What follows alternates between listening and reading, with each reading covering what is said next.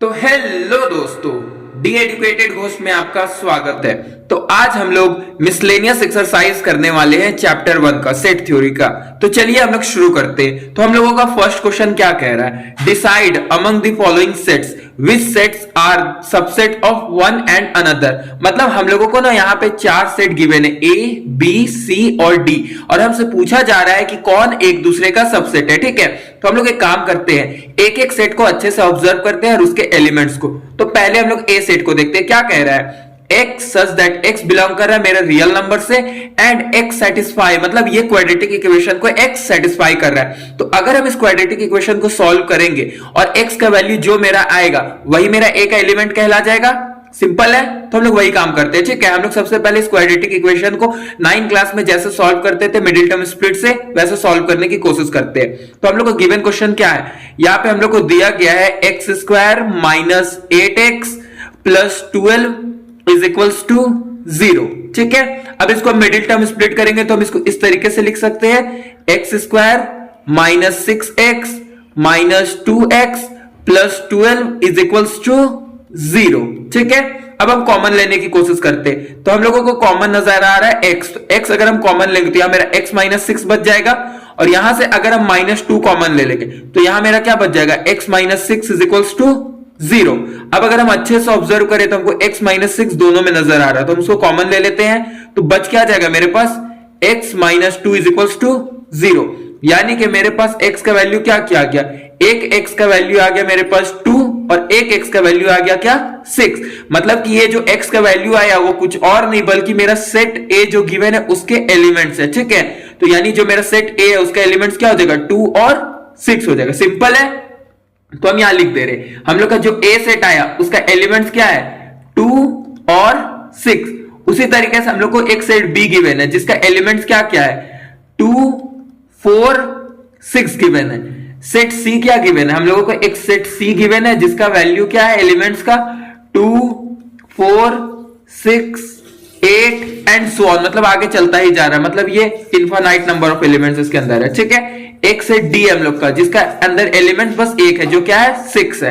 अब इन चारों सेट को अगर हम अच्छे से ऑब्जर्व करेंगे तो हमको क्या नजर आ रहा है, डी के अंदर जो एलिमेंट्स है, डी के अंदर जो एलिमेंट्स मौजूद है वो सेट ए के अंदर मौजूद है।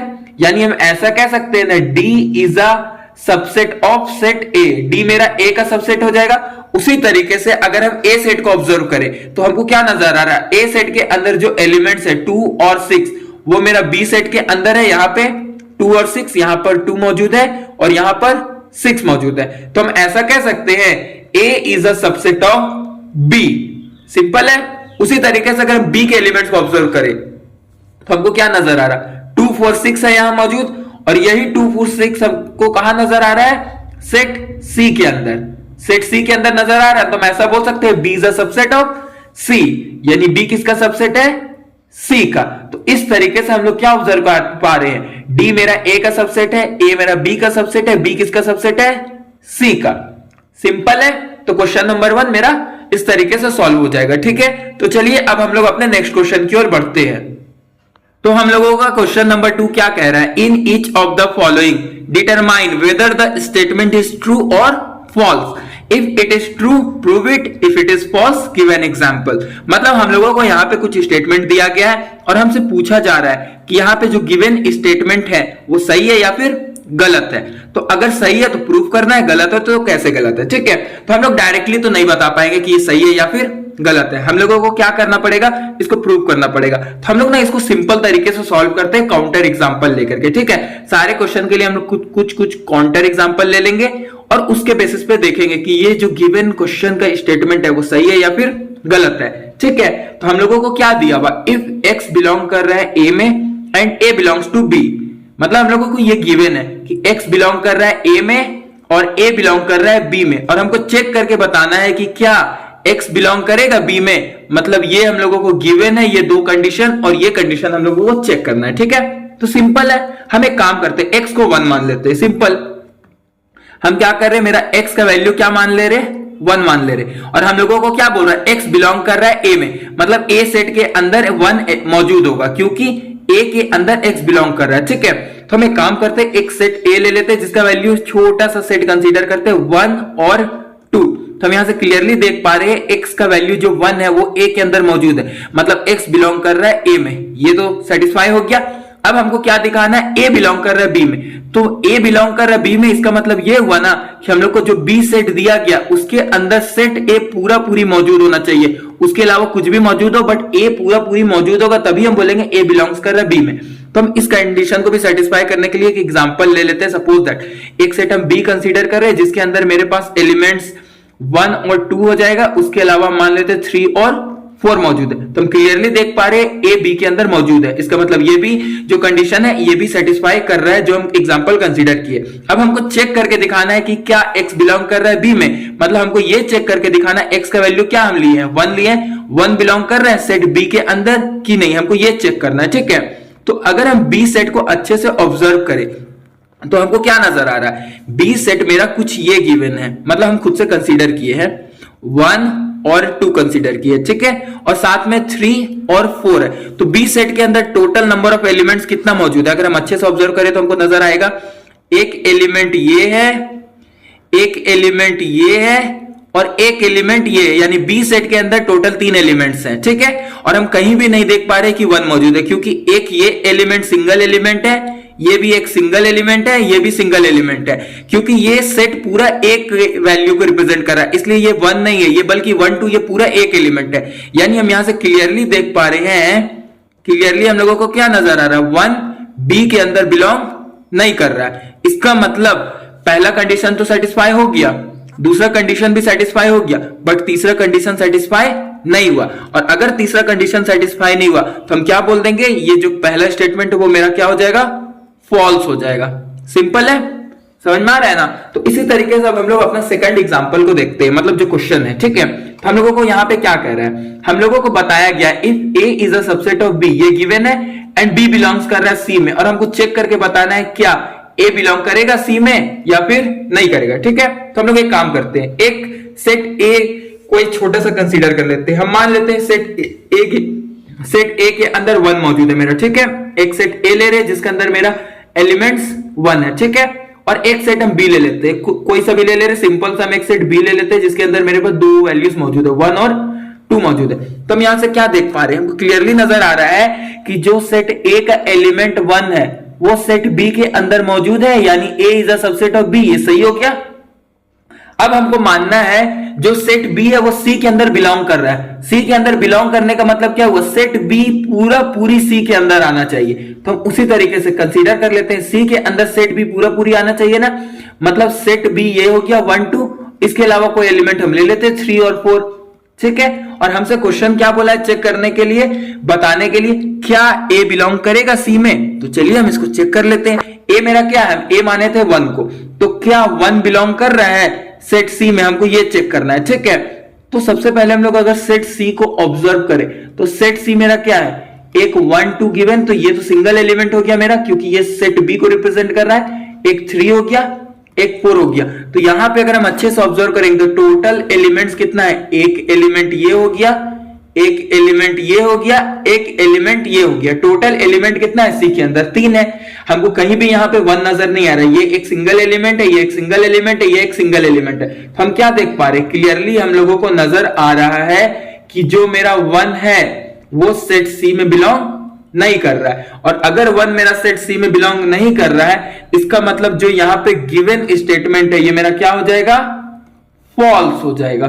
सिंपल है, पहला और दूसरा स्टेटमेंट में कोई दिक्कत नहीं है। उसी तरीके से हम लोग थर्ड स्टेटमेंट को देखते हैं। थर्ड स्टेटमेंट क्या कह रहा है, हम लोगों को कह रहा है A is a subset of B and B is a subset of C. तो हमको प्रूव करके दिखाना है कि ए सबसेट होगा सी का। तब तो ये तो मेरे लिए बहुत सिंपल हो गया।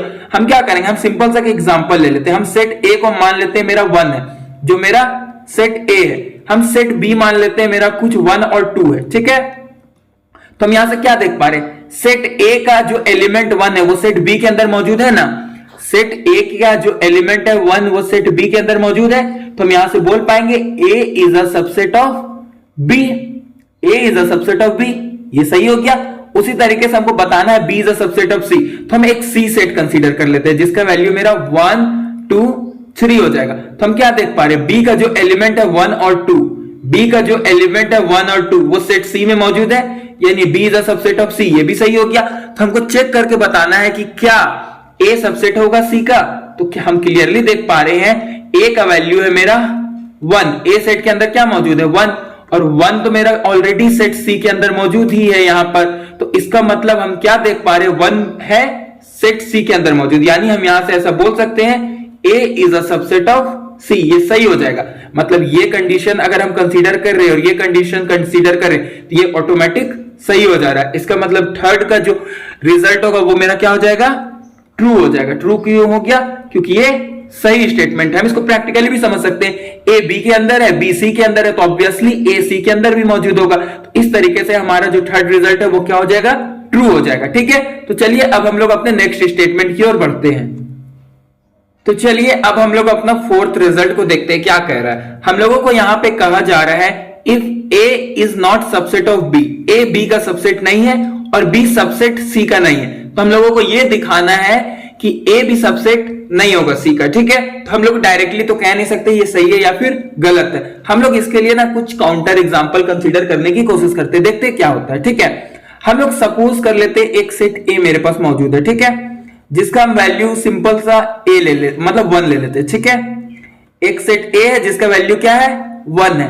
अब हम एक सेट बी कंसीडर कर लेते हैं, ठीक है, जिसका वैल्यू हम कुछ ले लेते हैं 2, 3 एंड 4।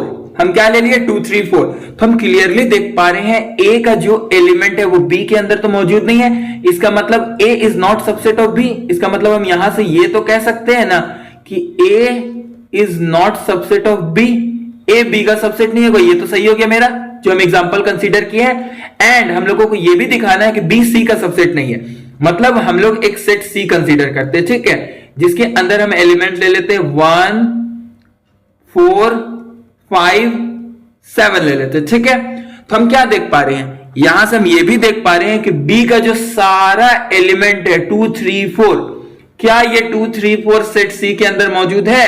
हम क्लियरली देख पा रहे हैं बी का सारा एलिमेंट सेट सी के अंदर मौजूद नहीं है। तो यानी कि यहां से हम क्या कह सकते हैं, एक्स जो एलिमेंट बी के अंदर बिलोंग कर रहा है, but X does not belongs to set C. मतलब जो एलिमेंट बी में बिलोंग कर रहा है बट वो सी में बिलोंग नहीं कर रहा है। इसका मतलब हम यहां से ये भी कह सकते हैं कि जो मेरा बी है वो सबसेट नहीं होगा सी का। यानी कि पहला 2 कंडीशन हम सेटिस्फाई कर दिए, A is not subset of B, यहां पे हम देख लिए B is not subset of C. इस एग्जांपल से हम देख सकते हैं, यानी ए 1 लिए, बी 2, 3, 4 लिए, सी 1, 4, 5, 7 लिए। तो ये स्टेटमेंट जो गिवन कंडीशन है उसको हम सेटिस्फाई कर दिए। अब हमको चेक करना है कि क्या ए इज नॉट सबसेट ऑफ सी हो पा रहा है या नहीं हो पा रहा है। ये तो हम डायरेक्टली कह नहीं सकते हैं। तो हम लोग जो कंडीशन एज्यूम किए, तो हम लोग अगर ए सेट को ऑब्जर्व करें तो मेरा ए सेट क्या है, ए सेट के अंदर सिर्फ 1 मौजूद है। और अगर हम सी सेट को अच्छे से ऑब्जर्व करते हैं, सी सेट के अंदर मेरे पास क्या मौजूद है 1, 4, 5, 7 मौजूद है। तो हम यहां से क्लियरली एक चीज तो देख पा रहे हैं कि जो सेट ए का एलिमेंट 1 है वो सेट सी के अंदर मौजूद है। सेट ए का एलिमेंट सेट सी के अंदर मौजूद है। यानी कि यहां से हम ये चीज तो कह पा रहे हैं कि A is a subset of C, A is a subset of C. A मेरा क्या है, सी का सबसेट है। बट हम क्या माने थे, A is not subset of B, B is not subset of C. But हमको देखने को क्या मिल गया कि A is subset of C, A C का सबसेट है, ये हमको देखने को मिल गया। इसका मतलब जो गिवन स्टेटमेंट है वो क्या हो जाएगा, फॉल्स हो जाएगा। क्यों फॉल्स हो गया, क्योंकि हम इस कंडीशन को भी मान लिए, इस कंडीशन को भी मान लिए, बट ये हम लोगों को नहीं मिला। हम लोगों को क्या मिल गया, ए इज अ सबसेट ऑफ सी। इसका मतलब जो फर्स्ट कंडीशन गिवन है वो मेरा क्या है, फॉल्स है। ठीक है, उसी तरीके से चलिए अब हम लोग अपने फिफ्थ रिजल्ट को देखते हैं क्या कह रहा है। If x belongs to A and A is not subset of B, तो हम लोगों को ये दिखाना है। ठीक है, तो जैसे पीछे काम कर रहे थे वही काम यहां भी करते हैं। हम एक काम करते हैं, एक सेट एक्स कंसीडर कर लेते हैं। ठीक है, मतलब एक्स कोई वैल्यू जो ए के अंदर बिलोंग कर रहा है, तो हम सिंपल सा रिजल्ट ले लेते हैं। मेरा एक्स क्या है, 1 है। हम एक्स क्या ले ले रहे हैं, 1 और 2 ले ले रहे हैं। ठीक है, एक्स मेरा क्या है, 1 और 2 है। या मैं काम करते हैं और सिंपल रखते हैं, हम मान लेते हैं सिर्फ मेरा एक्स 1 है। ठीक है, अब 1 बिलोंग कर रहा है ए में, तो हम एक सेट ए कंसीडर करते हैं। सेट ए के अंदर मान लेते हैं मेरे पास 3 एलिमेंट्स है, 1 2 3। तो हम यहां से क्या देख पा रहे हैं, जो ये 1 है वो सेट ए के अंदर मौजूद है ना, यानी यहां से हम एक चीज तो कह पा रहे हैं कि जो मेरा x है वो बिलोंग कर रहा है ए में, मतलब ये जो कंडीशन है इसको हम लोग सेटिस्फाई कर दिए। ठीक है, अब हमको क्या दिखाना है, a is not subset of b। तो हम लोग b को इस तरीके से कंसीडर करेंगे कि a उसका सबसेट नहीं होगा। ठीक है, तो हम b कंसीडर करते हैं, b हम कंसीडर कर लेते हैं। सपोज दैट हम b कंसीडर कर रहे हैं 1 3 5 7, यहां हम 2 ले लेते हैं। ठीक है, हम 2 ले लेते हैं, कोई दिक्कत। अब ये जो हम b कंसीडर किए हैं तो हम अच्छे से ऑब्जर्व करते हैं, क्या ए सेट का सारा एलिमेंट सेट बी के अंदर मौजूद है? क्या सेट ए का सारा एलिमेंट सेट बी के अंदर मौजूद है? 1 2 3 हम यहां देख पा रहे हैं सेट बी के अंदर तो 1 मौजूद ही नहीं है। इसका मतलब हम यहां से डायरेक्टली एक चीज तो कह पा रहे हैं कि A is not subset of B, A मेरा बी का सबसेट नहीं है। मतलब हम ये भी दिखा दिए इस एग्जांपल में कि x मेरा a में बिलोंग कर रहा है, 1 हम x ले लिए और उसको a के अंदर दिखा दिए। हम ये दिखा दिए एक यहां पे एग्जांपल लेके कि a is not subset of b। अब हम चेक करना चाह रहे कि क्या x b के अंदर बिलोंग कर रहा है या नहीं कर रहा है। ठीक है, तो हम अच्छे से अगर ऑब्जर्व करें तो मेरा x का वैल्यू क्या है, x का वैल्यू हम लिए हैं 1, और जो सेट b है मेरा उसके अंदर क्या मौजूद है, 2 3 5 और 7। तो क्या x का वैल्यू जो है 1 क्या b के अंदर मौजूद है? तो हम क्लियरली देख पा रहे हैं नहीं मौजूद है। इसका मतलब हम यहां से एक चीज डायरेक्ट कह पा रहे हैं कि x does not belongs to b, x b के अंदर बिलोंग नहीं कर रहा है। ठीक है, तो इसका मतलब जो गिवन स्टेटमेंट है वो क्या हो गया मेरा, फॉल्स हो गया। क्यों फॉल्स हो गया? क्योंकि हम दिखा दिए कि x a के अंदर है, a not subset of b, लेकिन x does not belongs to B हो जा रहा है। लेकिन हम लोगों को स्टेटमेंट में क्या दिया है, एक्स बी के अंदर भी मौजूद होगा। इसका मतलब ये गलत दिया हुआ है। इसका मतलब जो गिवन स्टेटमेंट है वो मेरा क्या हो गया, फॉल्स हो गया। सिंपल।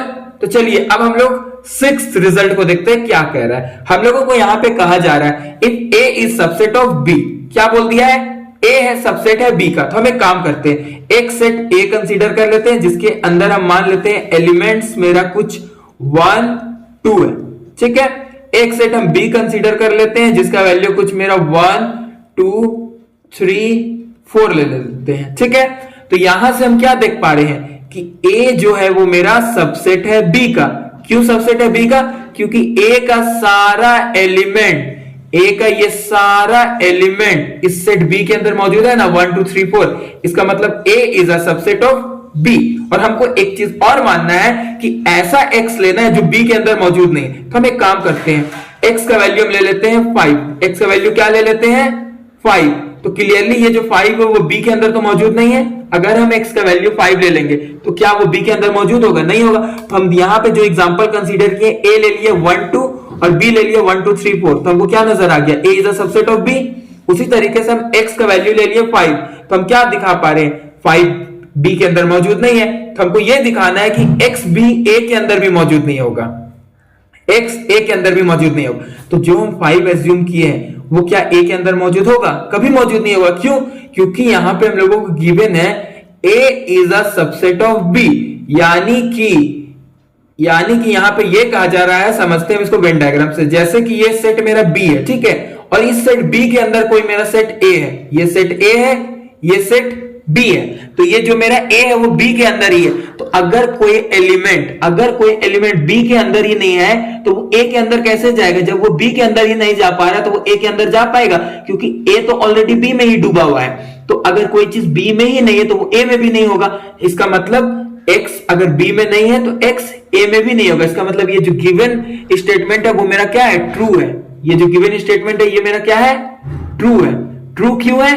क्योंकि हम लोगों को यहां पे गिवन है a सबसेट है b का, a जो मेरा है सबसेट है b का।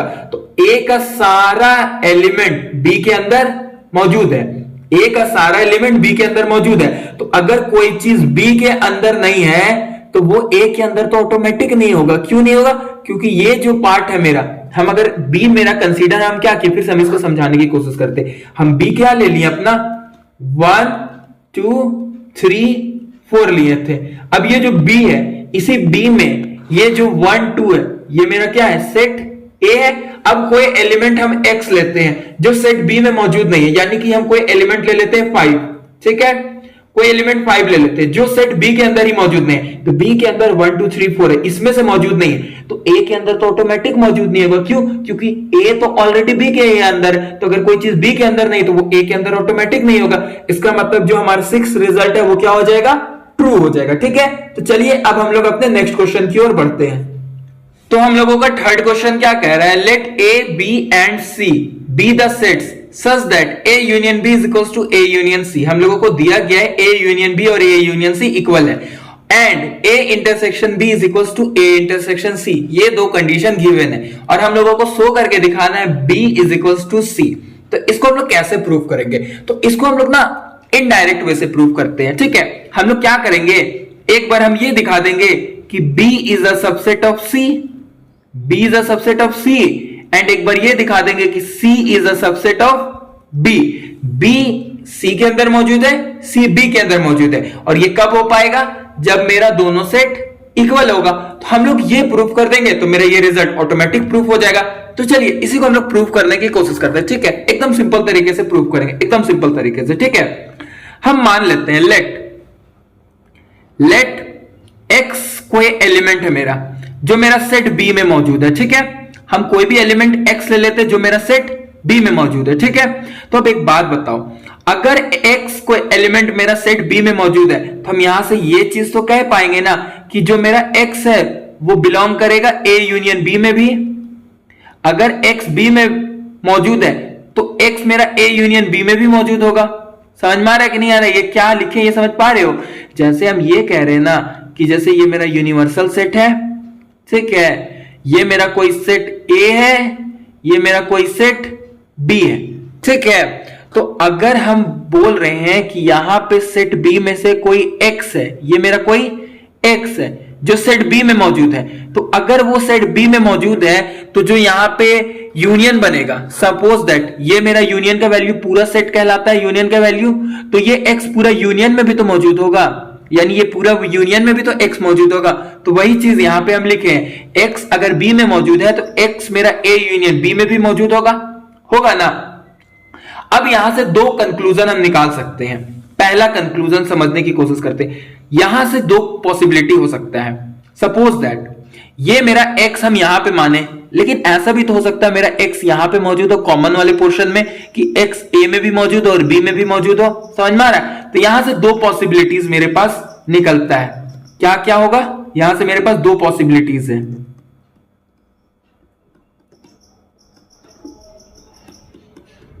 ठीक है, यहां से मेरे पास टू पॉसिबिलिटीज हो सकता है। ठीक है, ये जो मेरा x है, पहला कंडीशन ये हो सकता है कि जो मेरा x है वो A के अंदर भी मौजूद हो। पहला कंडीशन क्या हो सकता है, x A के अंदर भी मौजूद हो, मतलब x A यूनियन B में मौजूद है। इसका मतलब हो सकता है x यहां से हो मेरा, हो सकता है जो मेरा x है वो कॉमन पोर्शन से हो कि दोनों में मौजूद हो। पहला पॉसिबिलिटी ये हो सकता है, या फिर दूसरा पॉसिबिलिटी मेरे पास ये हो सकता है कि जो मेरा x है वो A में मौजूद ही नहीं हो। ये दो पॉसिबिलिटी हो सकता है। पहला ये हो सकता है कि x A के अंदर मौजूद है, या फिर ऐसा हो सकता है x A के अंदर मौजूद नहीं है। तो हम एक काम करते हैं, पहले मान लेते हैं x मेरा A के अंदर मौजूद है। ठीक है, x A के अंदर मौजूद है, मतलब कि x A के अंदर भी मौजूद है, और हम लोग क्या माने, x B के अंदर भी मौजूद है। ठीक है, तो अगर x A और B दोनों के अंदर मौजूद है, मतलब ये कॉमन वाला पोर्शन से आ रहा है, मतलब कि यहां से हम ये चीज कह पा रहे हैं कि जो x है वो बिलोंग कर रहा है कहां से, A इंटरसेक्शन B से। ये कॉमन वाला पोर्शन में ना बिलोंग कर रहा है, यहां से बिलोंग कर रहा है x, तब ना वो दोनों में मौजूद है। इसका मतलब x मेरा इंटरसेक्शन में बिलोंग कर रहा है A इंटरसेक्शन B में।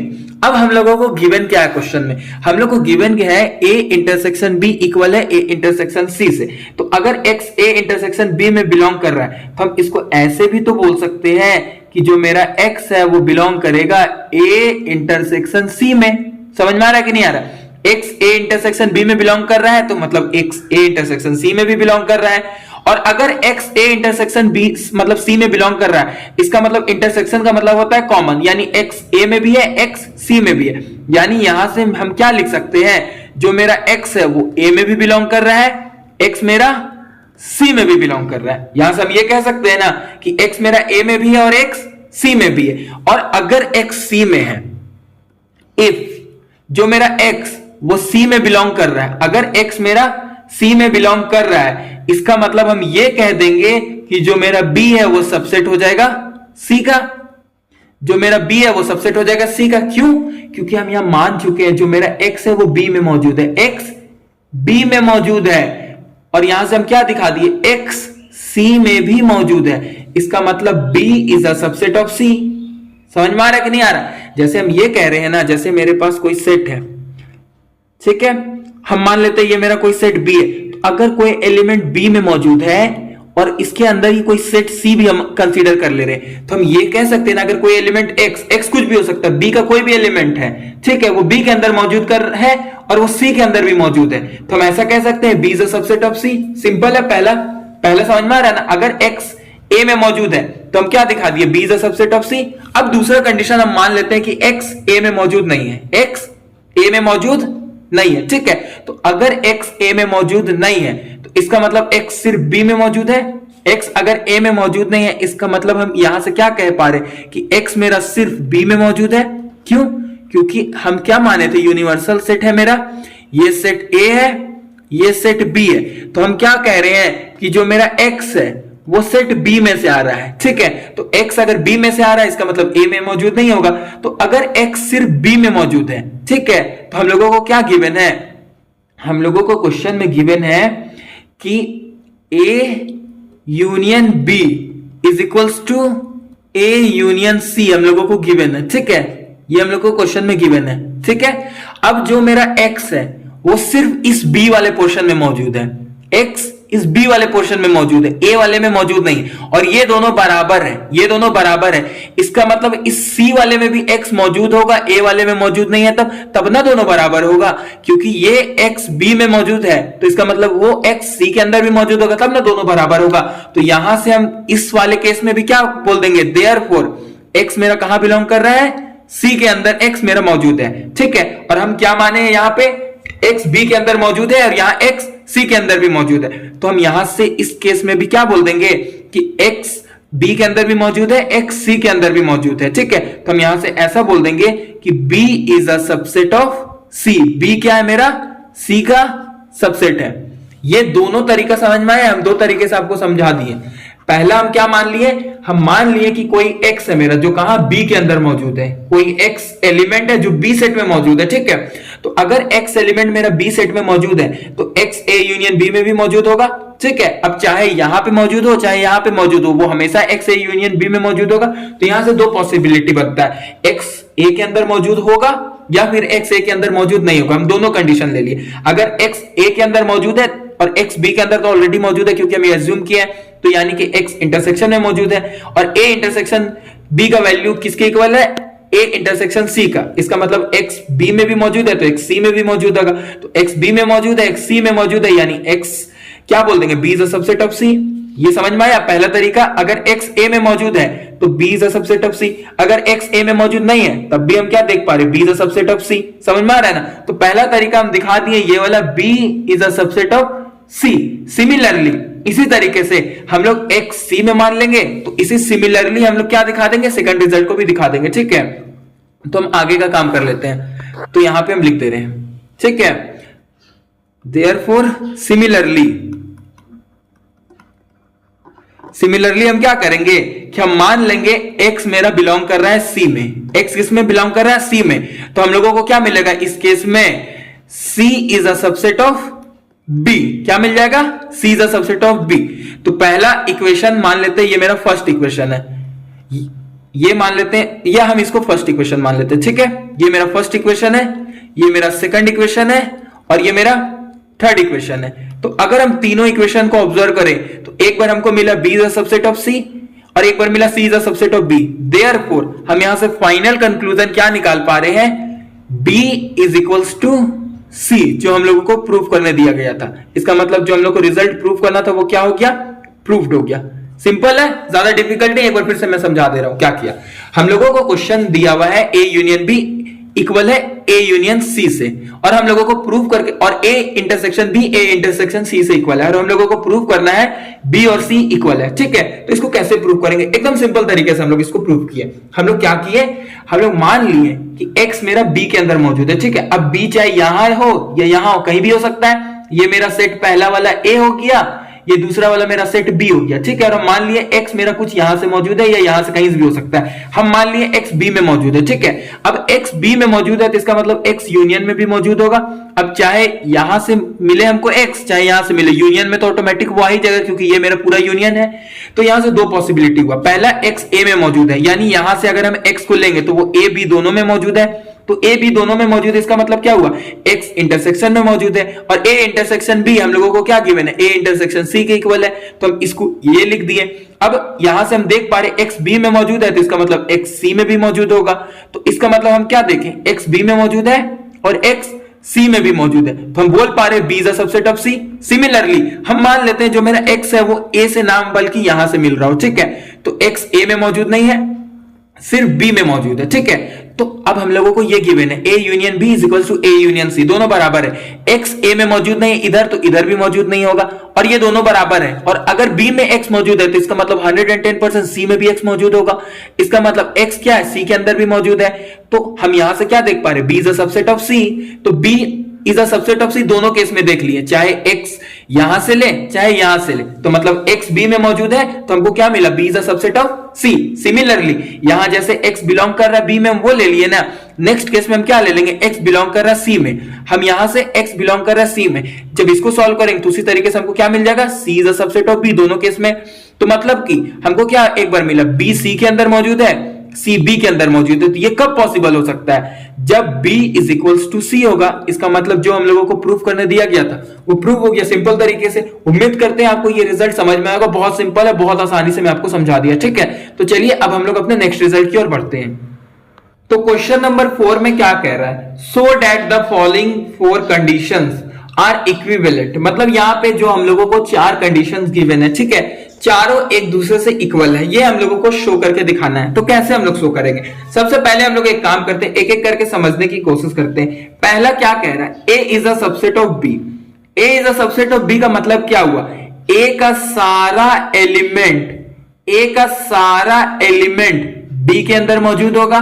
और अगर ए का सारा एलिमेंट बी के अंदर मौजूद है, जैसे हम एक एग्जांपल के तौर पे कंसीडर कर लेते हैं, ए हम मान लेते हैं मेरा कुछ 1 2 है, और एक सेट हम बी मान लेते हैं जिसका वैल्यू कुछ मेरा 1 2 3 4 है। तो हम यहां से क्या ऑब्जर्व कर पा रहे हैं कि ए के अंदर का जो सारा एलिमेंट्स है 1 और 2 वो बी के अंदर मौजूद है, बी के अंदर मौजूद है ना।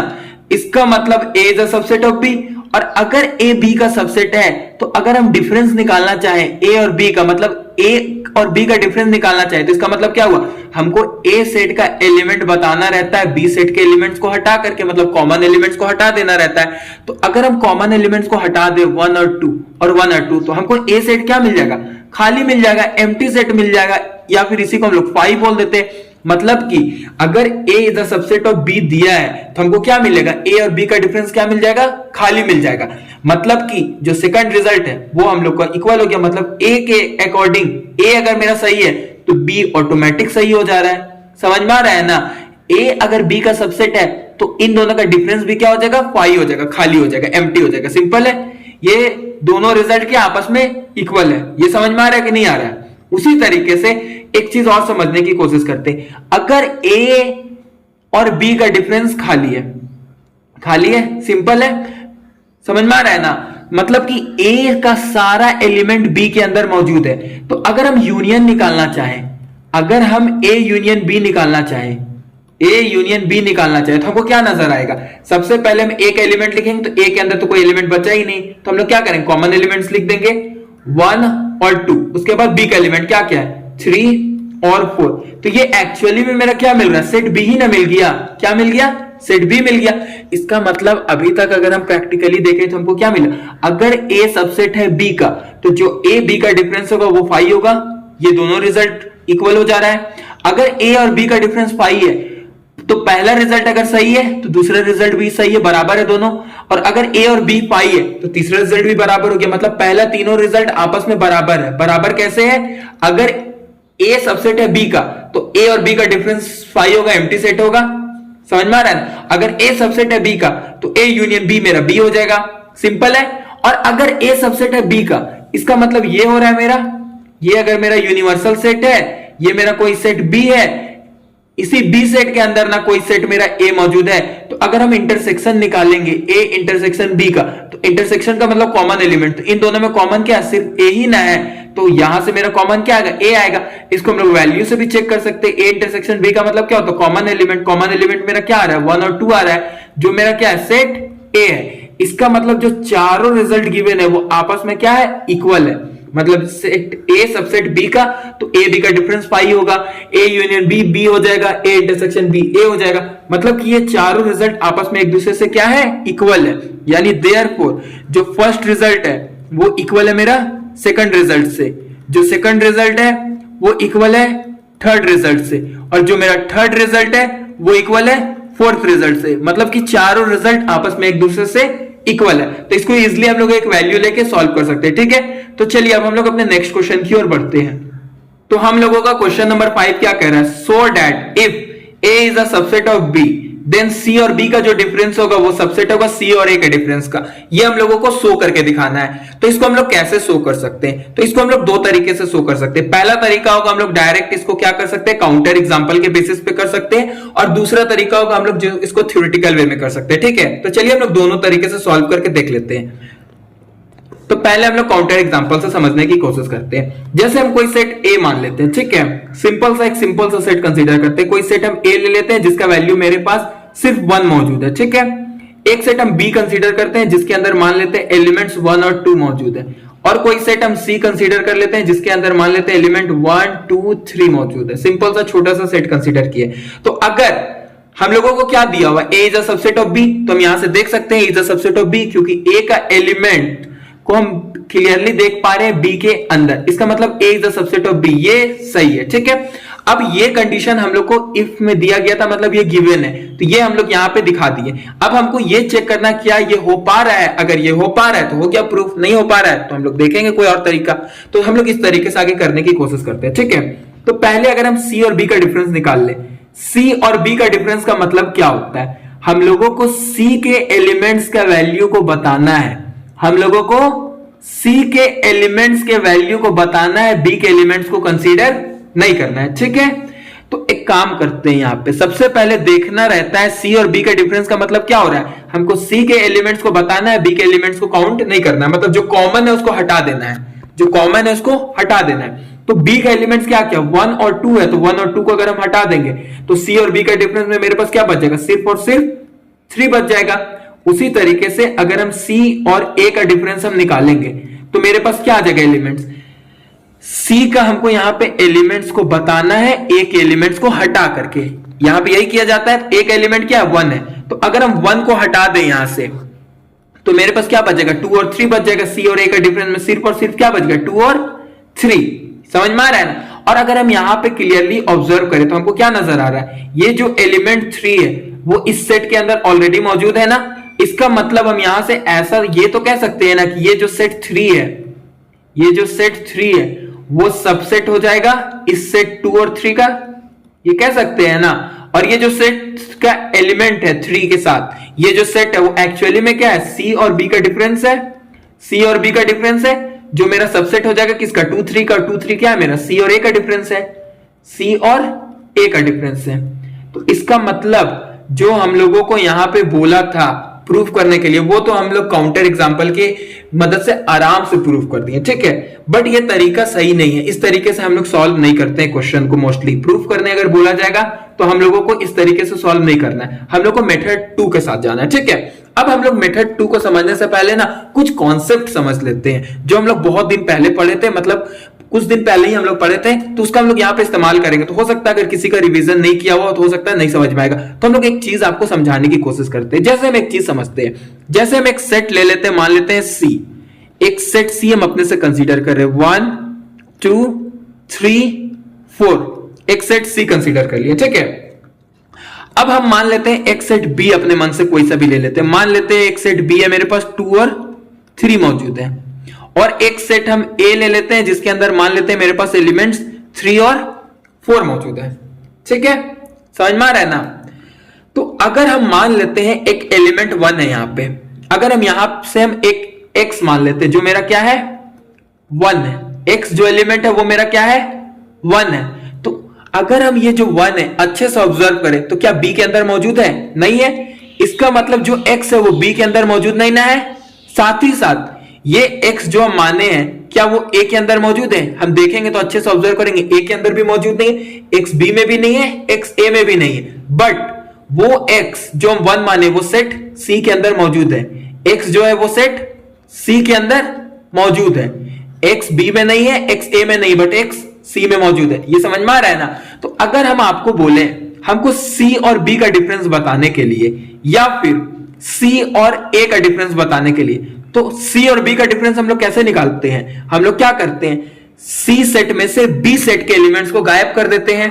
तो अगर सी सेट मेरा क्या 1 2 3 4 है, तो उसमें से अगर 2 3 को हम गायब कर देंगे तो मेरे पास क्या बच जाएगा 1 और 4 बच जाएगा। सी और बी का डिफरेंस 1 और 4 बच जाएगा ना। उसी तरीके से अगर सी और ए का हम डिफरेंस निकालेंगे तो सी और ए का डिफरेंस का मतलब क्या हुआ, इस सी सेट में से हमको ए सेट के एलिमेंट्स को गायब कर देना है, यानी 3 4 को गायब कर देना है। अगर हम 3 4 को गायब करेंगे तो मेरे पास क्या बच जाएगा 1 और 2 बच जाएगा। तो यहां पे अगर हम एक अच्छे से ऑब्जर्वेशन करें तो हमको क्या नजर आ रहा है, जो हम लोग x माने थे, जो हम लोग x माने थे, किसको 1 को माने थे ना, जो a के अंदर मौजूद नहीं है, b के अंदर मौजूद नहीं है, बट c के अंदर मौजूद है। तो वो क्या नजर आ रहा है, जो x है मेरा c और b के डिफरेंस में भी मौजूद है और c और a के डिफरेंस में भी मौजूद है। मतलब कि x जो हम माने हैं वो मेरा c और b में मौजूद है, वो x मेरा c और a में भी मौजूद है ना। तो मतलब कि हम यहां पे ये कहना चाह रहे हैं ना कि अगर हम कोई भी x कंसीडर कर रहे हैं, कोई भी x कंसीडर कर रहे हैं जो c में मौजूद है, तो इसका मतलब वो c और b में भी मौजूद होगा। मतलब कि कोई भी हम x कंसीडर कर रहे हैं जो c और b के डिफरेंस में मौजूद है, c और b के डिफरेंस में मौजूद है, तो वही x मेरा c और a के डिफरेंस में भी मौजूद होगा कि नहीं होगा? वही x मेरा c और a के डिफरेंस में भी मौजूद होगा ना। तो हम ऐसा नहीं कह सकते हैं c और b का जो डिफरेंस है वो सबसेट कहला जाएगा c और a का। यहां पे हम एग्जांपल अलग लिए हैं, हमको एग्जांपल यहां पे ऐसा लेना चाहिए था जो a और b का सबसेट हो, बट हम जो आपको समझाना चाह रहे हैं वो कॉन्सेप्ट समझाना चाह रहे हैं। बाकी हम इसका प्रूफ अगले स्लाइड में ही करेंगे इसको साफ करके, ठीक है। बट अभी जो मैं आपको समझाना चाह रहा हूं ये समझ में आया कि x मेरा c और b का भी सबसेट होगा, x c और a का भी सबसेट होगा। ये समझ में आ रहा है कि नहीं आ रहा है? ये समझ में आ रहा है ना? तो इसी कॉन्सेप्ट को हम लोग यूज करके चलिए अब हम लोग आगे के रिजल्ट को प्रूफ करते हैं, ठीक है। तो ये समझ में आ रहा है ना? तो चलिए इसको हम लोग पहले साफ कर लेते हैं।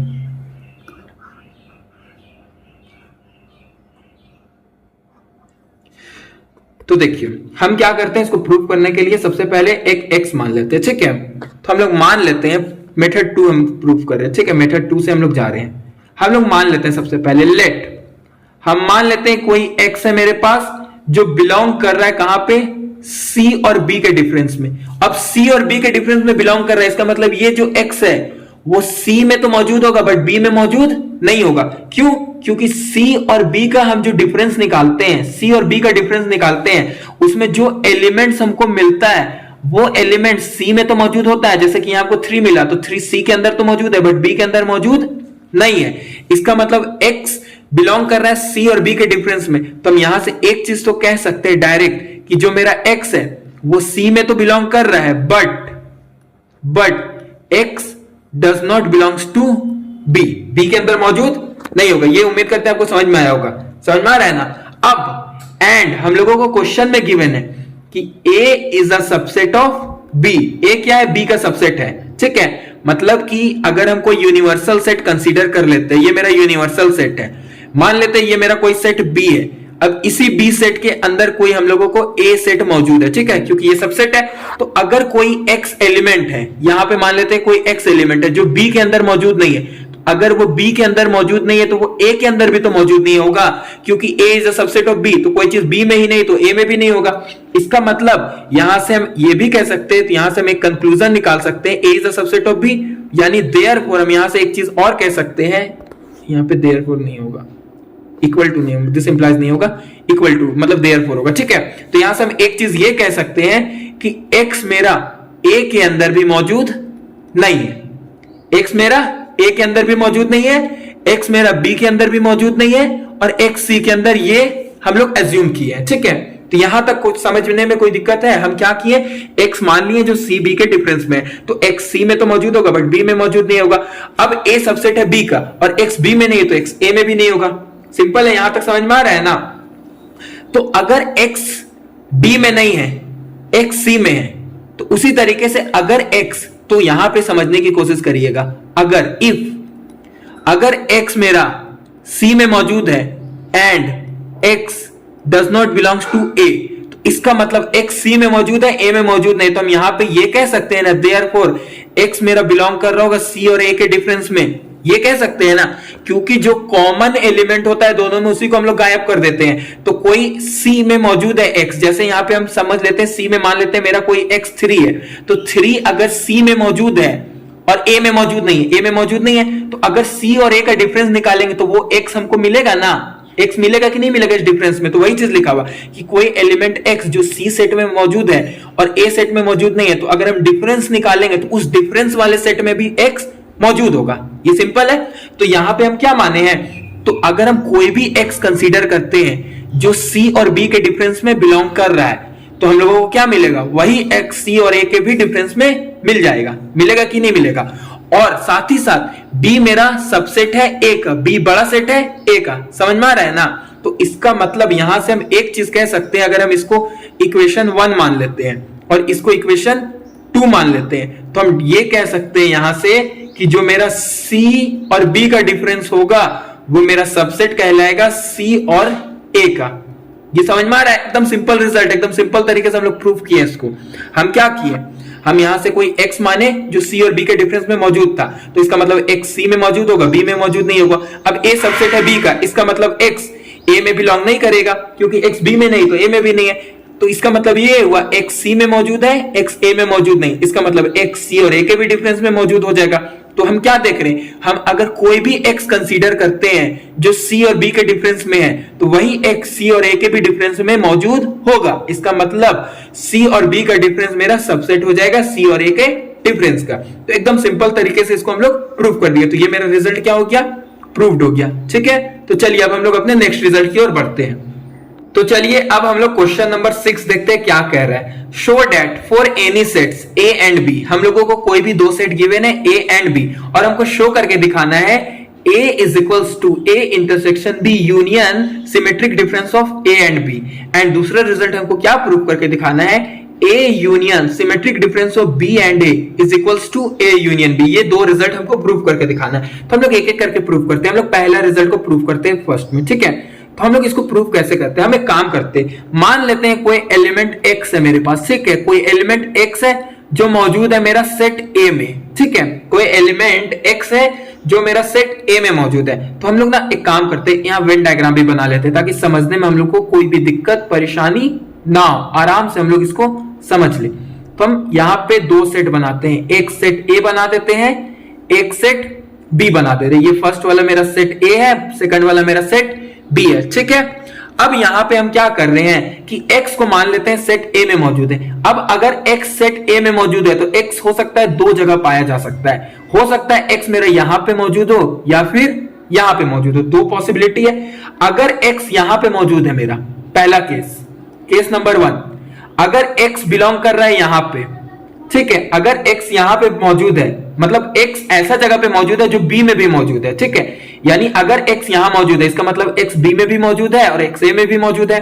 समझ में आ रहा है ना। अगर इस जगह पे x मौजूद है, इसका मतलब x a में भी मौजूद है और x b में भी मौजूद है। इसका मतलब हम यहां से एक चीज कह सकते हैं ना, x जो है वो मेरा बिलोंग कर रहा है a इंटरसेक्शन b में। x क्या कर रहा है, a इंटरसेक्शन b में बिलोंग कर रहा है। इसमें समझने में कोई दिक्कत है तो बोलो। कोई दिक्कत नहीं है, एकदम सिंपल तरीके से इसको हम आराम से समझ सकते हैं। समझ में आ रहा है ना। अब दूसरा केस मेरा ये हो सकता है, हम दूसरा केस एज्यूम करते हैं, हम फिर से बनाते हैं वही यूनिवर्सल सेट। मान लेते हैं ये मेरा कोई यूनिवर्सल सेट है, जो ऊपर बना है वही यूनिवर्सल सेट है। ये मेरा कोई सेट A है, ये मेरा कोई सेट B है, ठीक है। अब हम दूसरे केस में मान लेते हैं ना कि मेरा x यहां से बिलोंग कर रहा है, x यहां से बिलोंग कर रहा है। तो यहां से अगर x बिलोंग कर रहा है, इसका मतलब हम एक चीज डायरेक्ट कह सकते हैं कि x मेरा b में मौजूद नहीं है। अगर x b में मौजूद नहीं है, x अगर b में मौजूद नहीं है, सिर्फ a में मौजूद है, x b में मौजूद नहीं है, x a में मौजूद है, तो हम अगर सिमेट्रिक डिफरेंस निकालेंगे, क्या निकालेंगे? सिमेट्रिक डिफरेंस निकालेंगे a और b का। तो सिमेट्रिक डिफरेंस में हमको x मिलेगा कि नहीं मिलेगा? अभी जस्ट लास्ट क्वेश्चन में करके आ रहे हैं यही कॉन्सेप्ट का इस्तेमाल करके। तो x मेरा a और b के डिफरेंस में मिलेगा कि नहीं मिलेगा? मिलेगा ना? समझ पा रहे हो कि नहीं समझ पा रहे हो? तो अब हम लोग फर्स्ट क्वेश्चन को ऑब्जर्व करते हैं। तो मेरा क्वेश्चन क्या गिवन है? पहला हम आगे स्टेटमेंट लिख दे रहे, a is equals to a intersection b union symmetric difference of a and b। ये हम लोगों को क्वेश्चन गिवन है, ठीक है। अब हम एज्यूम कर लिए, क्या एज्यूम कर लिए? कि जो मेरा x है वो LHS में मौजूद है, मतलब LHS का कोई भी एलिमेंट हो सकता है मेरा x, कोई भी एलिमेंट हो सकता है, पूरा सेट ही मेरा आ जाए, x हो सकता है पूरा सेट ही मौजूद हो जाए। तो मान लेते हैं x मेरा कहां मौजूद है? LHS में मौजूद है। अब हम अगर किसी तरीके से दिखा दें कि x मेरा RHS में भी मौजूद है, तो इसका मतलब ये दोनों रिजल्ट क्या हो जाएगा? इक्वल हो जाएगा। सिंपल है। तो अब पहला केस हम क्या देखते हैं? अगर x मान लेते हैं मेरा इस जगह से मौजूद है, कॉमन पोर्शन में अगर x मौजूद है, यानी x b में भी मौजूद होगा, यानी x इंटरसेक्शन में मिल रहा है। x कहां मिल रहा है? इंटरसेक्शन में हमको मिल रहा है। यानी अगर x कॉमन पोजीशन में तो हमको इंटरसेक्शन में मिल जाएगा, और अगर x b में नहीं आ रहा, सिर्फ और सिर्फ a में, तो हमको डिफरेंस में x मिल जाएगा। मतलब कि कुल मिला जुलाकर x कहीं भी रहे a के सेट में कोई फर्क नहीं पड़ता है, या तो इसमें कभी ना कभी कंटेन कर ही ले रहा है। अब हम जैसे कि समझते हैं, पहला कंडीशन हम मान लेते हैं x b में मौजूद है। कहां पे मौजूद है? x b में मौजूद है, यहां पे मौजूद नहीं है। x कहां मौजूद है? b में मौजूद है। तो अगर x b में मौजूद है तो इसका मतलब x इंटरसेक्शन में मौजूद होगा। x कहां होगा? इंटरसेक्शन में मौजूद होगा। तो हम पहला कंडीशन मान लेते हैं, इफ x बिलोंग कर रहा है b में, x कहां बिलोंग कर रहा है? b में, तो इसका मतलब हम ये कह सकते हैं x बिलोंग कर रहा है a इंटरसेक्शन b में। तो अगर हम निकालना चाहें a intersection b union symmetric difference of a and b, अगर हम निकालना चाहें तो इसमें भी तो x मौजूद होगा। x इस वाले पोर्शन में मौजूद है ना, इस वाले में भले नहीं मौजूद हो, बट इस वाले पोर्शन में तो मौजूद है ना, और यूनियन में तो सारा हम लोग सम कर देते हैं, यानी यूनियन में तो सारे एलिमेंट को हम कंसीडर कर लेते हैं। तो इसका मतलब x यहां तो मौजूद है ना, यहां मौजूद नहीं, इसका मतलब इनडायरेक्टली हम कहें तो x ये जो सेट तैयार हो रहा है उसके अंदर तो x मौजूद ही होगा, यहां से मौजूद हो चाहे यहां से मौजूद हो, बट x तो हमको मिलेगा ना इस वाले सेट में। उसी तरीके से अगर हम दूसरा केस को कंसीडर करें, मान लेते हैं इफ x b में मौजूद नहीं है, अगर x b में मौजूद नहीं तो हमको क्या नजर आ रहा है? x मेरा सिमेट्रिक डिफरेंस में नजर आ जाएगा, अगर x b में नहीं तो सिमेट्रिक डिफरेंस में नजर आ जाएगा। तो अगर हम फिर से वही चीज फाइंड करने की कोशिश करें, a इंटरसेक्शन b और union symmetric difference of a and b, अगर हम ये एक सेट बनाने की कोशिश करेंगे तो इस केस में भी तो हमको x मिलेगा, इस वाले सेट में हमको x नहीं मिलेगा। भले इंटरसेक्शन में हमको x नहीं मिल रहा है, बट इस वाले में तो इस बार मिल जा रहा है। तो x चाहे b के अंदर हो चाहे b के बाहर हो, कोई फर्क नहीं पड़ता है। ये जो RHS का सेट हमको दिया हुआ है, RHS का सेट का यूनियन जो बनेगा उसमें x हमेशा मौजूद हमको मिलेगा, चाहे x इस वाले पोर्शन से मिल जाए चाहे इस वाले पोर्शन से मिल जाए, x हमेशा हम लोगों को RHS में मिलेगा। यानी कि x मेरा LHS में भी मौजूद है, x RHS में भी मौजूद है। RHS में चाहे दो कंडीशन, हम कोई भी कंडीशन ले, कोई ना कोई एक कंडीशन हर बार वैलिड है। इसका मतलब जो पहला रिजल्ट है वो क्या है? ट्रू है, प्रूफ हो गया सिंपल तरीके से। तो यानी कि हम लिख सकते हैं ना, देयरफॉर, यहां पे हम लिख दे रहे ऊपर में, therefore a is equals to a intersection b union symmetric difference of a and b। ऐसा हम कह सकते हैं कि नहीं कह सकते? सिंपल है फर्स्ट रिजल्ट। उम्मीद करते हैं आपको समझ में आ गया होगा, ज्यादा डिफिकल्ट नहीं है। तो चलिए इसका हम लोग सेकंड रिजल्ट को नेक्स्ट स्लाइड में देख लेते हैं, ठीक है। तो चलिए अब हम लोग 6 का सेकंड रिजल्ट देखते हैं क्या कह रहे हैं। ये भी सिंपल है, जैसे हम पीछे काम किए थे वही काम यहां भी करने वाले। पीछे हम लोग क्या किए थे? x को मान लिए थे फर्स्ट वाले सेट में मौजूद है, ठीक है। तो यहां भी हम करते हैं, x को मान लेते हैं यहाँ के फर्स्ट सेट में मौजूद है, ठीक है। तो हम जो पीछे काम किए थे ना, x को यहाँ पे हम एज्यूम कर लिए थे। पहले क्या किए थे? मान लिए थे लेट x बिलोंग कर रहा है सेट a में, ये काम किए थे ना फर्स्ट पार्ट में। सेम काम यहां भी करेंगे। क्या करेंगे? हम मान लेते हैं लेट जो मेरा x है वो बिलोंग कर रहा है इस वाले पोर्शन में, A union symmetric difference of B और A में x मौजूद है, ठीक है। अब अगर x जो मेरा है वो इस वाले पोर्शन में मौजूद है तो यहां से दो पॉसिबिलिटी हो सकता है। अगर x मेरा A यूनियन B और A के सिमेट्रिक डिफरेंस में मौजूद है तो यहां से मेरा दो पॉसिबिलिटी बन सकता है। पहला पॉसिबिलिटी तो ये हो सकता है कि x मेरा A में मौजूद हो, दूसरा पॉसिबिलिटी ये हो सकता है कि मेरा x सिमेट्रिक डिफरेंस से मौजूद मिल जाए, मतलब सिमेट्रिक डिफरेंस में मौजूद हो। मतलब कि यहां से हम दो पॉसिबिलिटी बना सकते हैं, x मेरा या तो a में मौजूद है या तो x मेरा सिमेट्रिक डिफरेंस में मौजूद है। समझ पा रहे हो ना? यहां से दो कंडीशन हम क्या एज्यूम किए, अगर हम मान लेते हैं कोई एलिमेंट x है जो इस वाले पोर्शन में मौजूद है, a union symmetric difference of b and a में, तो इसका मतलब हम लोग क्या समझते हैं, इट मींस इसका मतलब हम लोग को क्या समझ में आता है, दो ही पॉसिबिलिटी ना, या तो x पहले वाले पोर्शन में होगा या दूसरे वाले में होगा, या हो सकता है दोनों में मौजूद हो। यही दो पॉसिबिलिटी हम निकाल सकते हैं ना। तो इसका मतलब अगर हम फर्स्ट रिजल्ट को देखें तो डायरेक्टली हम यहां से क्लियरली देख पा रहे हैं x मेरा a में बिलोंग कर रहा है, ठीक है। लेकिन अगर हम दूसरे वाले रिजल्ट को देखें तो यहां से हम क्या कंक्लूजन निकाल पाएंगे कि ये जो मेरा x मिल रहा है वो सेट B का एलिमेंट होगा, A का नहीं होगा। क्यों?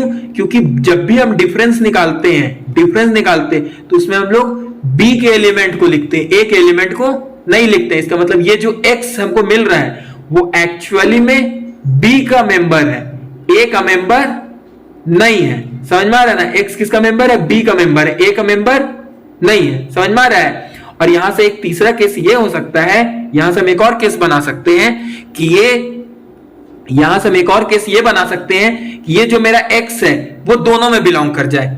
हो सकता है सेट A में भी बिलोंग कर जाए या फिर सेट इस वाले में भी मौजूद है, सिमेट्रिक डिफरेंस ऑफ B और A में भी मौजूद हो जाए।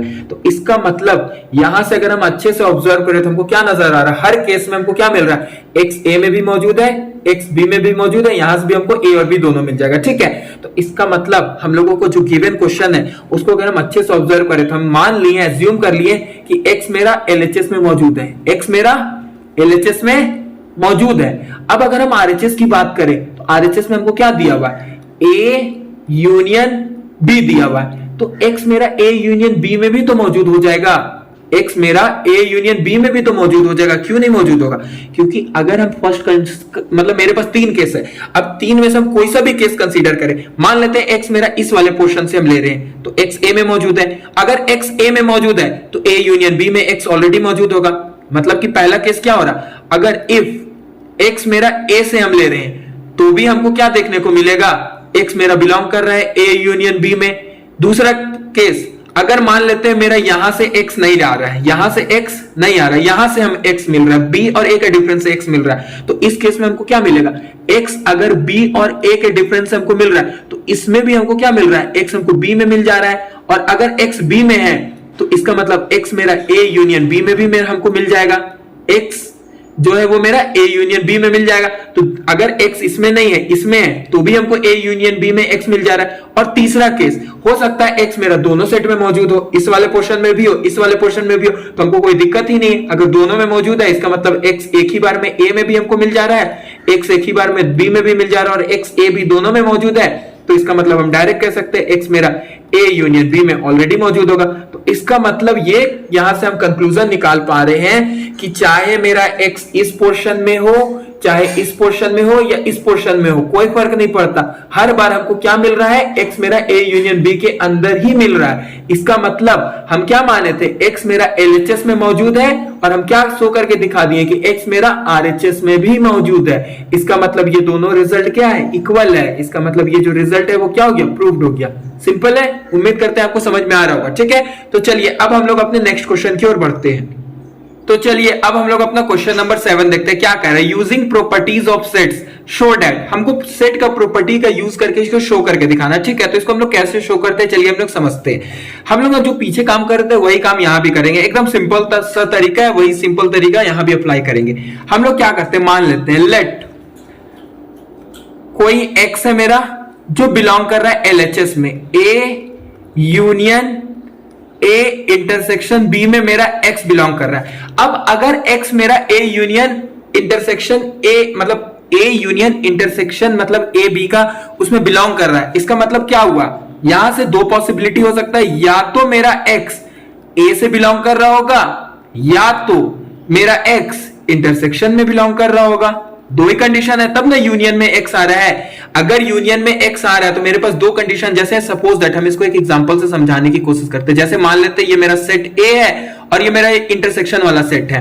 अब एक्स अगर इस यूनियन में आ रहा है, इस यूनियन में आ रहा है, तो दो ही पॉसिबिलिटी हो सकता है, एक्स या तो सेट ए में मौजूद होगा, पहले वाले में मौजूद हो सकता है, या दूसरे वाले में मौजूद होगा, तब ना इसका यूनियन में ये एलिमेंट एक्स आ रहा है। समझ पा रहे हो ना?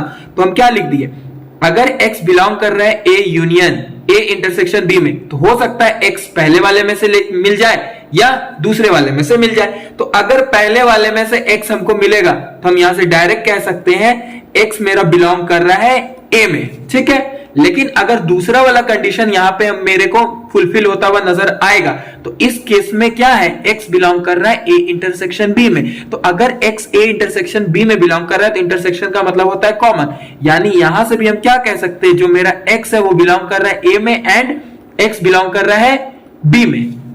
सिंपल है। तो हम क्या माने, x मान लिए a union a intersection b में बिलोंग कर रहा है, ठीक है। और हम शो करके क्या दिखा दिए कि x मेरा a में बिलोंग कर रहा है इधर से भी, और इधर से भी a में मेरा x बिलोंग कर रहा है। इसका मतलब हम यहां से क्या कह पा रहे हैं, देयरफॉर x बिलोंग कर जा रहा है मेरा a में। हम क्या माने थे, इसमें माने थे, और हम क्या मिल रहा है हम लोगों को आउटपुट, x a में मिल जा रहा है। इसका मतलब हम क्या यहां पे देख रहे हैं, x मेरा LHS में भी मौजूद है, x मेरा RHS में भी मौजूद है।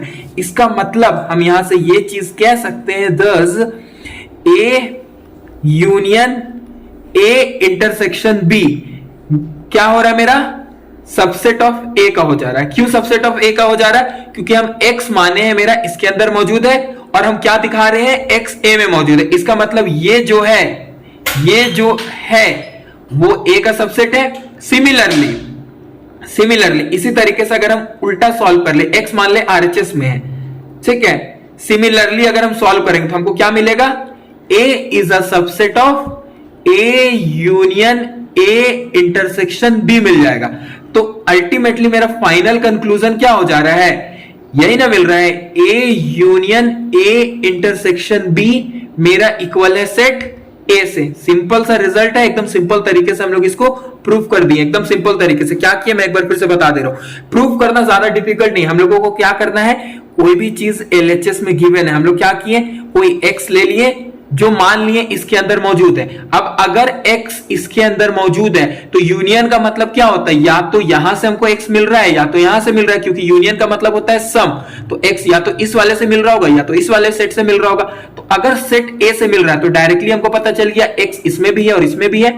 और अगर सेट x में से मेरा x ना आकर के इंटरसेक्शन वाले में से आ रहा है, तो इंटरसेक्शन वाले में भी हमको नजर आ रहा है x मेरा a में बिलोंग कर रहा है। तो इसका मतलब अगर x मेरा इसके अंदर बिलोंग कर रहा है तो x डायरेक्टली या इनडायरेक्टली दोनों केस में मेरा a के अंदर भी बिलोंग कर रहा है। इसका मतलब हम ये कह सकते हैं x अगर इसके अंदर है तो x a के भी अंदर है। इसका मतलब ये जो सेट है वो मेरा इसका सबसेट है, a का सबसेट हो जा रहा है ना।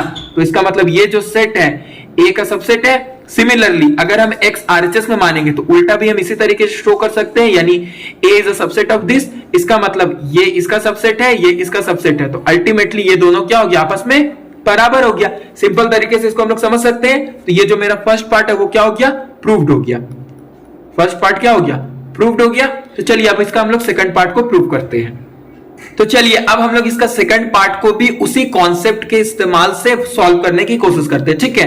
तो जो काम पीछे कर रहे थे हम क्या करते हैं, x मान लेते थे LHS में मौजूद है, वही काम यहां भी करेंगे। मान लेते हैं मेरा कोई x एलिमेंट है जो मेरा LHS में बिलोंग कर रहा है। LHS क्या है, A intersection A union B, और हम शो करके दिखा देंगे कि x A में भी बिलोंग कर रहा है। उसी तरीके से जो काम यहां किए वही काम यहां कर रहे हैं, ठीक है। हम मान लेते हैं x मेरा बिलोंग कर रहा है A intersection A union B में, ठीक है। अब यहां से अगर एक चीज समझने की हम कोशिश करें, अगर मेरा x बिलोंग कर रहा है A intersection A union B में, तो इंटरसेक्शन का मतलब क्या होता है, कॉमन। इसका मतलब कॉमन है दोनों में, x मेरा कॉमन है ना। इसका मतलब यहां से हम कंक्लूजन क्या निकाल सकते हैं, पहला कंक्लूजन तो मेरा ये निकल रहा है कि जो मेरा x है वो A में बिलोंग कर रहा है, और वही x मेरा दूसरे वाले पार्ट में भी बिलोंग कर रहा है। x मेरा A यूनियन B में भी बिलोंग कर रहा है। ये समझ में आ रहा है कि नहीं आ रहा है, पहला पार्ट तो सिंपल है। अगर x बिलोंग कर रहा है A intersection A union B में, तो इसका मतलब x मेरा A में भी बिलोंग कर रहा है और x दूसरे वाले पार्ट में भी बिलोंग कर रहा है। ये होगा कि नहीं होगा? अब अगर हम अच्छे से देखें तो फर्स्ट पार्ट अगर डायरेक्ट, क्योंकि इंटरसेक्शन का मतलब है, इंटरसेक्शन का मतलब 100% पहले वाले में भी A मौजूद है और 100% x दूसरे वाले में भी मौजूद है। मतलब कि फिर से हम बता रहे, अगर x बिलोंग कर रहा है इंटरसेक्शन में, इसका मतलब 100% x इस वाले पोर्शन में भी मौजूद है और 100% इस वाले पोर्शन में भी मौजूद है। इसका मतलब ये 100% हो रहा है कि x a के अंदर मौजूद है। अगर x बिलोंग कर रहा है, अगर कोई x मेरा इस वाले सेट के अंदर बिलोंग कर रहा है, तो 100% कंफर्म है कि वो x a में बिलोंग कर रहा है। ठीक है, तो इसका मतलब ये तो 100% कंफर्म ही हो गया, x a में बिलोंग कर रहा है और x इसमें भी बिलोंग कर रहा है। तो x अगर a यूनियन b में बिलोंग कर रहा है, x a यूनियन b में बिलोंग कर रहा है और हम यहां पे देख चुके हैं कि x मेरा 100% a में बिलोंग कर रहा है, तो इसका मतलब x a यूनियन b में भी बिलोंग कर ही रहा है। तो हम यहां से फाइनल कंक्लूजन क्या निकाल पाते हैं कि x को हम माने थे a intersection a union b में मौजूद है और हम लाके क्या दिखा दिए, x a में बिलोंग कर रहा है। दोनों केस में दिखा दिए। क्यों दोनों केस में दिखा दिए? इंटरसेक्शन का मतलब होता है 100% x में भी है, इसमें भी है। यहां यूनियन था तो यूनियन में कंफर्म नहीं था, या तो ये होगा या तो ये होगा। तो यहां पे हम लोग को दो अलग अलग केस को कंसीडर करना पड़ा था, बट यहां इंटरसेक्शन दिया है तो 100% दोनों हो रहा है। ठीक है, इसका मतलब x इसके अंदर बिलोंग कर रहा है, तो इसका मतलब हम डायरेक्ट कह सकते हैं x मेरा बिलोंग कर रहा है, डायरेक्ट हम कह सकते हैं x मेरा बिलोंग कर रहा है a के अंदर। ये हम डायरेक्ट कह सकते हैं। ठीक है, इतना लंबा कहानी को अगर हम नहीं लिखना चाहे तो भी कोई दिक्कत नहीं। इसको अगर हम नहीं लिखना चाहे, इसको अगर हम हटा दें, इसको अगर हम हटा भी देंगे तो भी कोई फर्क नहीं पड़ेगा, हम डायरेक्ट ये कह सकते हैं। क्यों कह सकते हैं? क्योंकि x मेरा इंटरसेक्शन में बिलोंग कर रहा है और अगर इंटरसेक्शन में बिलोंग कर रहा है तो 100% x मेरा a में बिलोंग करेगा। तो हम यहां से क्या देख रहे हैं, x मेरा इसके अंदर है और x इसके अंदर भी है। तो यहां से हम ऐसा कह सकते हैं ना कि जो मेरा a intersection a union b है वो क्या है, a का सबसेट है, a का सबसेट है ना। सिमिलरली इसी तरीके से अगर हम RHS को सॉल्व करेंगे, RHS को लेकर कंसीडर करेंगे, तो हमको क्या मिलेगा, A is a subset of A intersection A union B हम लोगों को मिल जाएगा। ठीक है, तो अगर ये इसका सबसेट है, ये इसका सबसेट है, तो अल्टीमेटली मेरा फाइनल मतलब जो फाइनल कंक्लूजन निकलेगा वो क्या होगा, A intersection A union B क्या हो रहा है, बराबर हो जा रहा है किसके, A के। सिंपल है, ये समझ में आ रहा है ना क्या किए। इस तरीके से हम लोगों का जो क्वेश्चन नंबर 7 है उसका रिजल्ट क्या करते हैं, हम लोग प्रूव कर लेते हैं। सिंपल, एक बार फिर से देखिएगा, समझ में आ जाएगा, ज्यादा डिफिकल्ट नहीं है, सिंपल काम, एक ही काम बार बार रिपीट कर रहे हैं। ठीक है, तो चलिए अब हम लोग क्वेश्चन नंबर 8 की ओर बढ़ते हैं। तो हम लोगों का क्वेश्चन नंबर 8 क्या कह रहा है, show that A intersection B is equals to A intersection C। हम लोगों को गिवन है, बट हम लोग को ये दिखाना है कि B और C इक्वल नहीं होगा। ठीक है, तो इसको हम लोग कैसे करेंगे, तो हम लोग ना इसको एक प्रैक्टिकल एग्जांपल से समझने की कोशिश करते हैं। जैसे हम मान लेते हैं मेरे पास कोई सेट A गिवन है। ठीक है, हम मान लेते हैं कोई सेट A गिवन है जिसका वैल्यू सपोज दैट 1 और 2 ले लेते हैं। ठीक है, एक सेट हम B कंसीडर करते हैं जिसका वैल्यू हम मान लेते हैं 1, 2 और 3 है, और एक सेट C हम कंसीडर कर लेते हैं। ठीक है, जिसका वैल्यू हम मान लेते हैं 1, 2 और 4 है। और अगर हम A इंटरसेक्शन B निकालना चाहें, A इंटरसेक्शन B निकालना चाहें, तो हम लोगों को वैल्यू क्या मिलेगा, 1 और 2 मिल जाएगा। इंटरसेक्शन का मतलब होता है कॉमन, और A और B में देखा जाए तो कॉमन क्या है, 1 और 2 ही ना कॉमन है A और B में, तो A इंटरसेक्शन B 1 और 2 हो गया। उसी तरीके से अगर हम A इंटरसेक्शन C निकालना चाहें तो A और C में भी हम क्या देख पा रहे हैं, 1, 2 ही है जो दोनों में कॉमन है। इसका मतलब हमको क्या मिल रहा है, यहां से अगर हम अच्छे से ऑब्जर्व करें तो हमको क्या कंक्लूजन मिला, A इंटरसेक्शन B मेरा इक्वल है A इंटरसेक्शन C के। A intersection B A intersection C के इक्वल है। बट क्या B और C सेट बराबर है, क्लियरली हम देख पा रहे हैं B और C इक्वल नहीं है। But clearly we can see that set B not equal to set C। Simple है, यहां सेट नहीं भी लिखेंगे तो कोई दिक्कत नहीं है। इसको अगर हम रिमूव भी कर दे तो भी कोई दिक्कत नहीं, but clearly we can see that B not equal to C. यहाँ पे हम देख पा रहे हैं क्यों नहीं इक्वल है, क्योंकि सेट बी के अंदर मेरे पास 1 2 3 मौजूद है और सेट सी के अंदर 1 2 4 मौजूद है। समझ में आ रहा है ना, एकदम सिंपल तरीके से इसको हम समझ सकते हैं। इसको वेन डायग्राम से भी हम चाहे तो समझ सकते हैं, बट उसकी जरूरत नहीं, सिंपल यहाँ पे हम लोग वैल्यू से देख के आराम से समझ सकते हैं। ठीक है, तो उम्मीद करते हैं आपको ये 8th रिजल्ट समझ में आ गया हो। तो चलिए अब हम लोग अपने नेक्स्ट रिजल्ट की ओर बढ़ते हैं।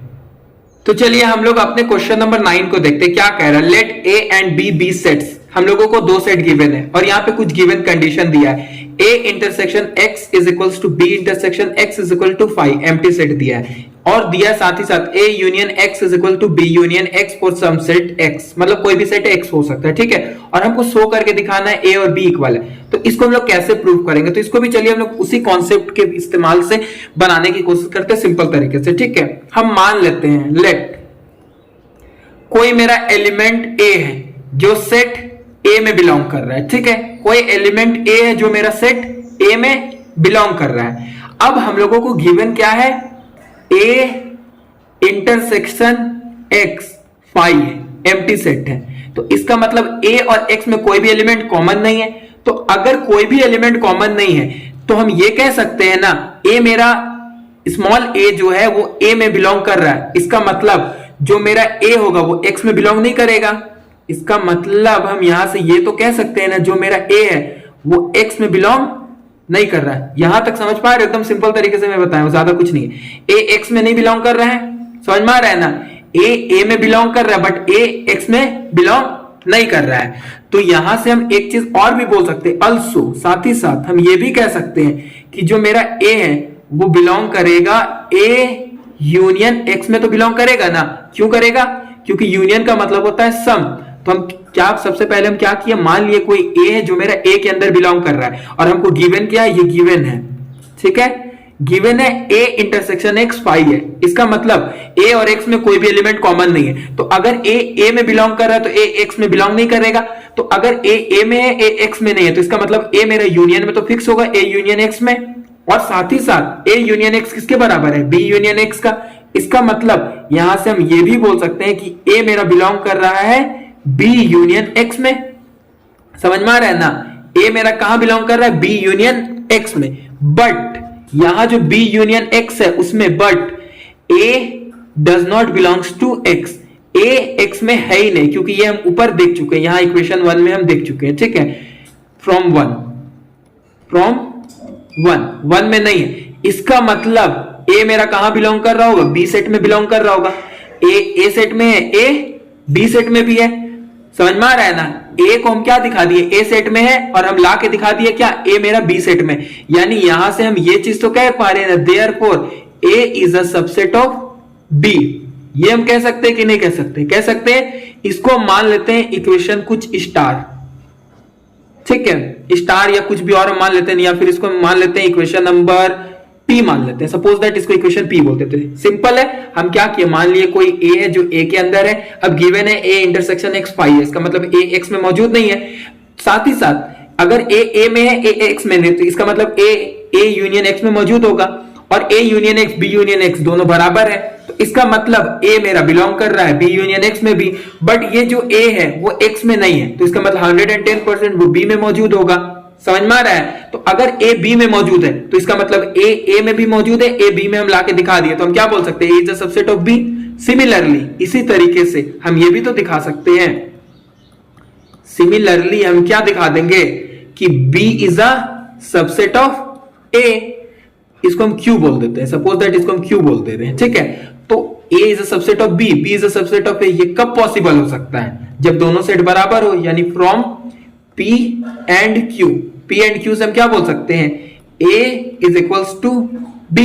जो हम लोगों को प्रूव करने दिया गया था वो रिजल्ट हम लोगों को क्या हो गया, प्रूव्ड हो गया, एकदम सिंपल तरीके से। सिंपल है, ज्यादा डिफिकल्ट नहीं है। तो चलिए अब हम लोग अपने नेक्स्ट क्वेश्चन की ओर बढ़ते हैं। तो हम लोगों का क्वेश्चन नंबर 10 क्या कह रहा है, find sets A, B and C such that A intersection B, B intersection C and A intersection C are non-empty sets and A intersection B intersection C is equals to 5।